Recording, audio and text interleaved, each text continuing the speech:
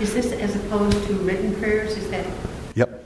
No, it's not opposed to, but it's different from, okay? Father Thomas is a wonderful teacher, and one of his one-liners is, God's first language is silence, and everything else is a poor translation. Okay? Which I think is, and the other thing about it too is that contemplative prayer, that is, most varieties of contemplative prayer have to do with being totally receptive. In other words, it's just like, it's not that we're just not talking aloud, it's also that we're not talking silently. We're not doing anything. We're not doing anything than saying, having this attention of saying, I'm here, God, do with me what you will. So it's completely receptive. There's no active part of this at all. How countercultural is that, huh? How does the tradition, or how does the practice of prayer beads or rosaries fit into contemplative prayer? I think they're somewhat related, aren't they? They have, they do as well as Lectio Divina. I mean, there's but it's a different kind of contemplative prayer, in that it's focal. In other words, you focus when you're saying the rosaries. You focus on that. So what's happened is that your overall intention is the same, to move into a closer relationship with God, but the method you're using is to have your consciousness focused on the rosary. Okay, the method that I'm talking about, and some people call this cataphatic. It's a good old spiritual theology term. So it's kind of an ecstatic kind of thing. It's a lot of the mystics had these ecstatic experiences. The kind of prayer that centering prayer is of the apophatic tradition, or it means where you don't have these visions. It's much more passive, and things happen differently. The sequence, when you read the writings of people who've engaged in these different spiritual paths, their experiences as the practice deepens is somewhat different. But yeah, it's very much related, I'll sometimes use a rosary for a kind of active prayer. So yeah, it's very much like that. Well, we did a workshop at Fortune Lake a year ago in September, and we had one of our clergy people come, and she did prayer beads, not rosary, but prayer beads, to stimulate or to encourage us to use them for this contemplative kind of prayer. And a reminder and just a nudging to pray faithfully. Yep. Well, and it's a support for our prayer, right? I mean, it's a support, that you're sitting there and you're going through your prayers with the prayer beads. I mean, the rosary I use is an Eastern Orthodox one, which is, but I forgot to bring it with me. But it's knotted. It's made out of I don't know, wool or something, but it's got knots. I think it's 110 knots, and and they associate with that particular tradition the Jesus prayer, which in its full version is, Lord Jesus Christ, Son of God, have mercy on me, a sinner. And then people have shortened versions of it too, but that's and so the idea, as you said, each time, and the idea is for folks who follow this tradition to do that 10,000 times a day. When I talk about centering prayer, I'm going to talk about the method of silent prayer, of contemplative prayer that Thomas Keating has taught. There were 3 monks who started this thing. I'm see if I'm going to remember their names. And each of them went slightly different ways in the way that they've taught, and they're all good. The one I'm teaching is the one I've been practicing for 25 years and feel the most comfortable talking about, because I've been kind of hanging out there for a long time.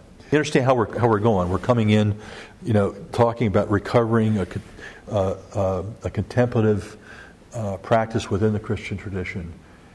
What it does is it allows us, it predisposes us to move into greater intimacy with God. And what I would argue, because it happens, is it moves us into deeper intimacy with all of creation and results in our having greater compassion for all of God's creation. And that's one of the reasons why I think this method is so helpful at our current time is that we need to have this kind of, that we as a species need to have a new way of being in creation in order for us not to do terribly horrible things to the earth. Two practices today, both of which open our senses and open our hearts to God's presence and action that I have experienced and many other people have experienced will lead to direct action. So this is not something, I haven't practiced this for 25 years because, I want to go away and remove myself from the world, tempting though that is sometimes. But what I want to be able to do is to be more engaged, more in a kindlier and compassionate fashion with structures of evil, with the human brokenness that's around us, and this practice enables me to do that. So that's the reason why I do this. I engage in this practice. It's the reason why the Turtle Island Project is looking at spiritual practices of this sort. And really, there are two reasons for this. One is it's a very helpful method within the Christian tradition, and the second thing is, and this I found out through the Parliament of the World's Religions, is all of the great religions of the world, all of them have a contemplative tradition. All of them do. So if we want to have common ground, if there are a bunch of Buddhists and Hindus and Zoroastrians and Muslims and a bunch of other folks here, we could be together in prayer, in silent prayer. We could be a prayerful group in a kind of a common space, even though we're praying in very different ways, to different gods, to different aspects of the face of God, to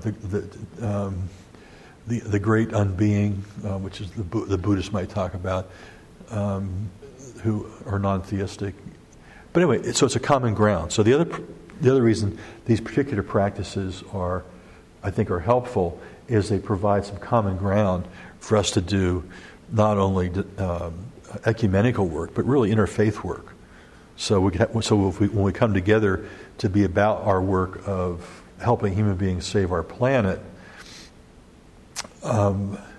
we can have a time of prayer that everyone can be present to, and it isn't related to any particular doctrine. You understand the rationale about why this weird, crazy group of us who are so concerned about the environment and concerned about and native peoples who are our best living teachers in many ways about having a compassionate relationship with the earth. Why we do what we do. This is to help us be sustained by God in this process and to open us to different ways of understanding what we're called to do. You say to God, I'm opening my heart to your presence and action within. That action within takes you really weird places, some not so good places. I mean, some dangerous places. And Lynn and I both know that from the actions we've been called to, but amazingly grace-filled places too. So, I would urge any of you who would like to continue, and add, one of these or both of these practices to your life, to have it's not like you have a group of folks getting together. Now they're looking at issues of, I would guess, spirituality and